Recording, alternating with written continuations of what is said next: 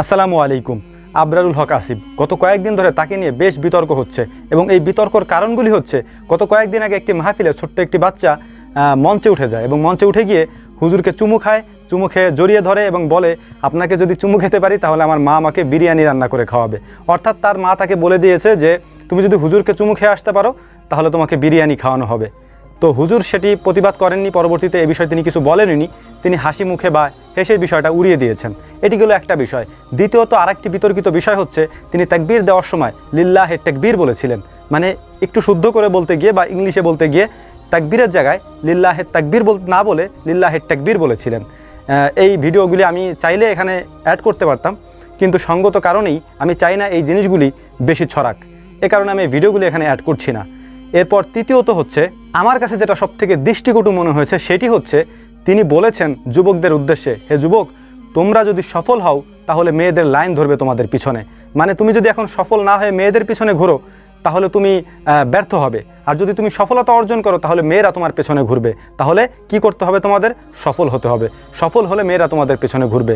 আচ্ছা ভাই, আমার একটা প্রশ্ন আপনাদের কাছে, সকলের কাছে, শুধু আসিফ ভাইয়ের কাছে না। আসিফ ভাইকে আমি ব্যক্তিগতভাবে অনেক ভালোবাসি, তাকে নিয়ে আমি একাধিকবার ভিডিও বানিয়েছি। আপনারা সবাই যখন তার বিরুদ্ধে কথা বলেছেন আমি একা দাঁড়িয়ে তার পক্ষে কথা বলেছি। কিন্তু আমার তার কাছে একটা প্রশ্ন, সেটি হচ্ছে কি, সফলতার মানে কি এটা যে মেয়েরা আমাদের পেছনে ঘুরবে? বা কোনো যুবকের সফলতার পেছনের এটাই কি উদ্দেশ্য যে আমি সফল হলে মেয়েরা আমার পেছনে ঘুরবে, মেয়েরা আমার পেছনে লাইন ধরবে? না রে ভাই, এটা তো সফলতার উদ্দেশ্য না। সফলতার একমাত্র উদ্দেশ্য, পৃথিবীতে সফলতার একমাত্র রাস্তা বা একমাত্র সফলতা হচ্ছে কুল্লু নাফসিন যায়িকাতুল মউত। মানুষকে মৃত্যুর স্বাদ আস্বাদন করতে হবে এবং মৃত্যুর পরে তাকে কিয়ামতের মাঠে উঠতে হবে। ওঠার পরে তার ডান হাতে যদি আমলনামা দেওয়া হয় আর সে যদি জান্নাতে যায় তাহলেই তার সফলতা। একথা আমার না, একথা আল্লাহ তাআলা বলেছেন। অতএব দুনিয়ার জনপ্রিয়তা দিয়ে কখনোই আখিরাতের সফলতা বিবেচনা করা যায় না। আমি আবারও বলছি, অবশ্যই একজন মানুষের সফলতা নির্ভর করে তার তাকুয়ার উপরে। সে কতটা তাকুয়াবান, সে কতটা আল্লাহ ভীরু, সে কতটা আল্লাহকে ভয় করে, এটার উপরে নির্ভর করে।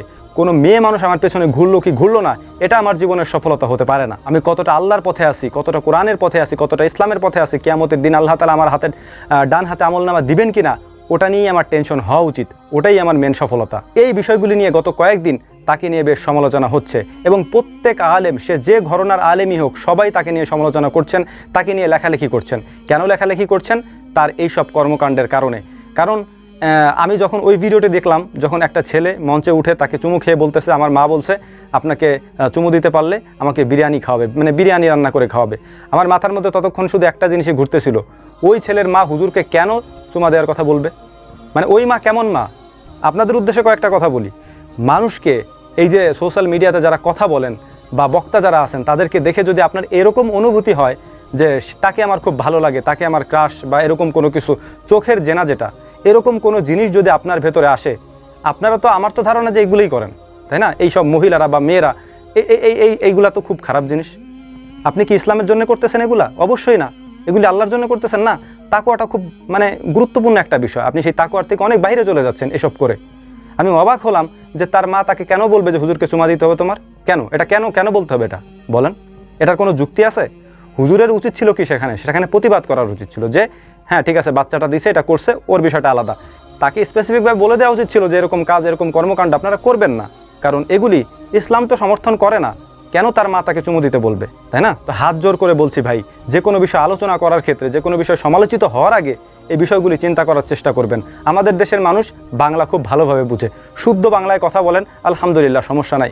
কিন্তু তাকবীর বলতে গিয়ে তাকবীর বলে ফেলবেন, এটা তো মানে আরবিতে এরকম শব্দের উচ্চারণ হলে তার অর্থটা কি দাঁড়ায়? ভুল হয়ে গেল না বিষয়টা?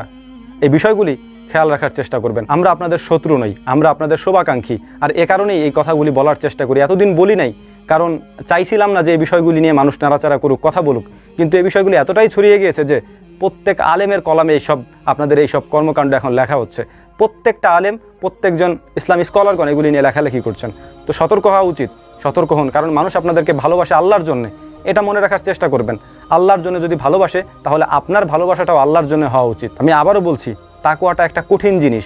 ভেতরে যদি আল্লাহ ভীরুতা, খোদা ভীরুতা না থাকে তাহলে দুনিয়ার কোনো ফেমাস, জনপ্রিয়তা কোনো কিছু দিয়েই আখিরাতে কাজে আসবে না। আমি জানি এই কথার অনেক বিরোধিতা হবে, অনেক বিরোধিতা হবে, তারপরও নিজের জায়গা থেকে তাকওয়ার বিষয়টা চিন্তা করুন, খোদা ভীরুতার কথা চিন্তা করুন। এদেশের সমস্ত আলেমরাই একজন আরেকজনের শত্রু না।